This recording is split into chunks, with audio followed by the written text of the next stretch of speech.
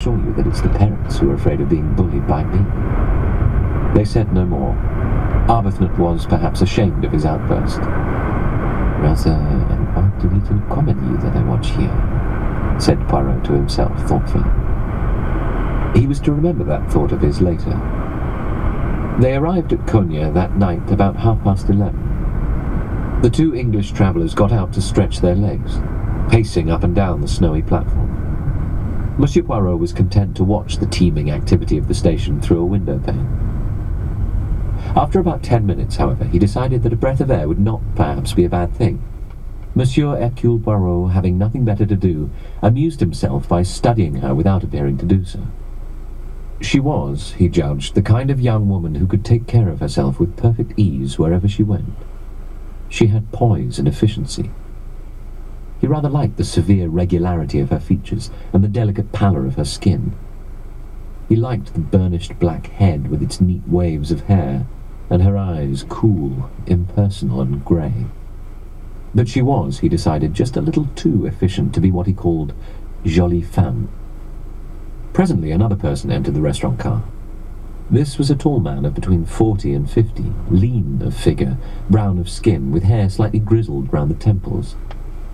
"The Colonel from India," said Poirot to himself. The newcomer gave a little bow to the girl. "Morning, Miss Debenham." "Good morning, Colonel Arbuthnot." The Colonel was standing with a hand on the chair opposite her. "Any objection?" he asked. "Of course not. Sit down."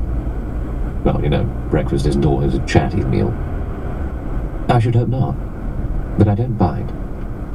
The Colonel sat down. "Boy," he called in a peremptory fashion. He gave an order for eggs and coffee. His eyes rested for a moment on Hercule Poirot, but they passed on indifferently. Poirot, reading the English mind correctly, knew that he had said to himself, "Only some damn foreigner." True to their nationality, the two English people were not chatty.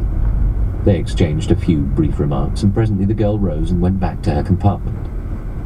At lunchtime, the other two again shared a table, and again they both completely ignored the third passenger. Their conversation was more animated than at breakfast. Colonel Arbuthnot talked of the Punjab and occasionally asked the girl a few questions about Baghdad, where it became clear that she had been in a post as governess. In the course of conversation, they discovered some mutual friends, which had the immediate effect of making them more friendly and less stiff. Hello? Dude, sorry man, I fell asleep. Where are you? I just came to this guy's place. I'm just like parking right now. Oh, okay. Yeah. Did you get all the stuff and everything? Not yet. So I'll call you back after I meet him. Okay? Maybe we'll pick you up or something. I'll call you, okay? Okay. 5 minutes, yeah.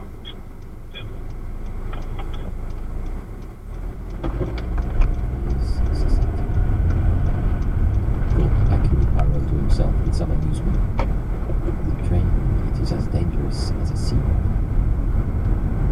Miss Debenham said evenly that that would be very nice. Her manner was slightly repressive. The Colonel, Hercule Poirot noticed, accompanied her back to her compartment. Later they passed through the magnificent scenery of the Taurus. As they looked down towards the Cilician gates, standing in the corridor side by side, a sigh came suddenly from the girl. Poirot was standing near them and heard her murmur, "It's so beautiful. I wish.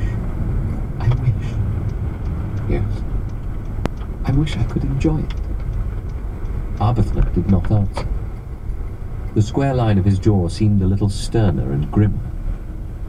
"I wish to heaven you were out of all this," he said. "Hush, please, hush." "Oh, it's all right." He shot a slightly annoyed glance in Poirot's direction. Then he went on. "But I don't like the idea of your being a governess, at the beck and call of tyrannical mothers and their tiresome brats." She laughed with just a hint of uncontrol in the sound. "Oh, you mustn't think that. The downtrodden governess is quite an exploded myth. I can assure you that it's the parents who are afraid of being bullied by me." They said no more. Arbuthnot was perhaps ashamed of his outburst. "Rather an odd little comedy that I watch here," said Poirot to himself thoughtfully. He was to remember that thought of his later. They arrived at Konya that night about 11:30. The two English travellers got out to stretch their legs, pacing up and down the snowy platform.